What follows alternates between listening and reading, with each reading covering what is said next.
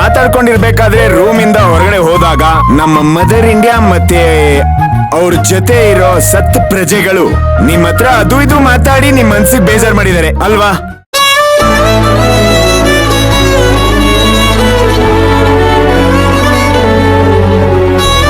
ನೀವೀಗ ಮೌನವಾಗಿರೋದ್ರಲ್ಲೇ ಅರ್ಥ ಆಗ್ತಿದೆ ಬಿಡಿ. ನೀವು ಪ್ರತಿ ಸಲ ಮೌನವಾಗಿದ್ದಾಗ ನಾವ್ ಹೇಳೋದು ಸತ್ಯ ಅಂತ ನಮಗೂ ಗೊತ್ತಾಗಿದೆ. ನೋಡ್ರಿ ಸಿಂಗಾರಿ, ಒಂದ್ ಮಾತು ಹೇಳ್ತೀನಿ ಕೇಳಿ. ದಿನ ಸಾಯೋರಿಗೆ ಅಳೋರು ಯಾರು?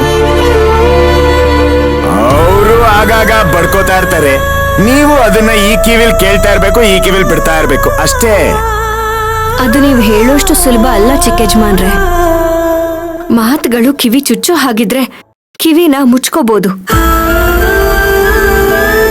ಆದ್ರೆ ಮನ್ಸನ್ನ ಚುಚ್ಚುವಾಗ ಹೇಗ್ ಸಹಿಸ್ಕೊಳ್ಳೋದಕ್ಕಾಗುತ್ತೆ ಹೇಳಿ? ಈಗೇನು ವಾಪಸ್ ಹೋಗಿ ಫೈರಿಂಗ್ ಸ್ಟಾರ್ಟ್ ಮಾಡ್ಲಾ ಹೇಳಿ? ಈಗಾಗಿರೋದೇ ಸಾಕು.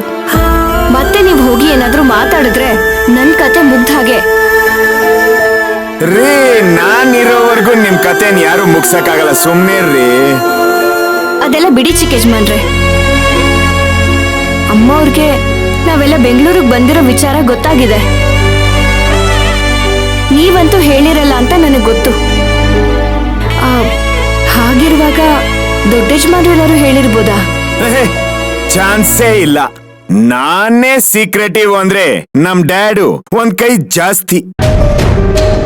ನನಗ್ಯಾಕೋ ಇದು ಹಾಗೆ ಅನ್ನಿಸ್ತಿದೆ ಸಿಂಗಾರಿ.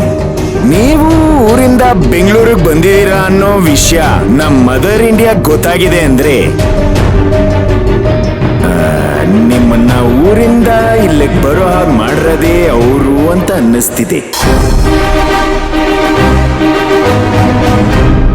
ಇದನ್ನೆಲ್ಲ ನೋಡ್ತಿದ್ರೆ ನಾವ್ ದೂರ ಇದ್ರು ಅವ್ರು ನಮ್ಮನ್ನ ಬಿಡೋದಿಲ್ಲ ಅನ್ಸತ್ತೆ. ಸತ್ಯ ನಿಮಗೆ ಈಗ್ಲಾದ್ರೂ ಅರ್ಥ ಆಯ್ತಲ್ಲ. ಸುಮ್ನೆ ಅವ್ರನ್ನೆಲ್ಲ ಅಂದು ಏನ್ ಪ್ರಯೋಜನನೂ ಇಲ್ಲ. ಇದಕ್ಕೆಲ್ಲ ಮೂಲ ಕಾರಣನೇ ನೀವು. ನಾನಾ ರೀ? ನಾನೇ ಹೇಗ್ರಿ ಕಾರಣ ಆಗತ್ತೆ? ಹೇಗ್ ಕಾರಣನಾ?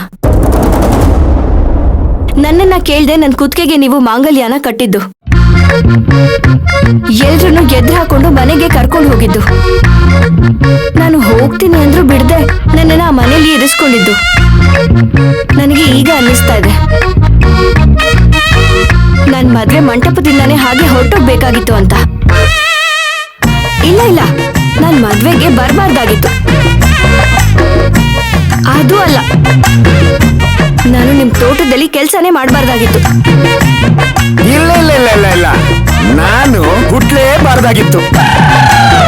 No no no no, actually ನಮ್ಮ ಅಪ್ಪ ಅಮ್ಮ ಮದ್ವೆ ಆಗ್ಲೇಬಾರ್ದಾಗಿತ್ತು.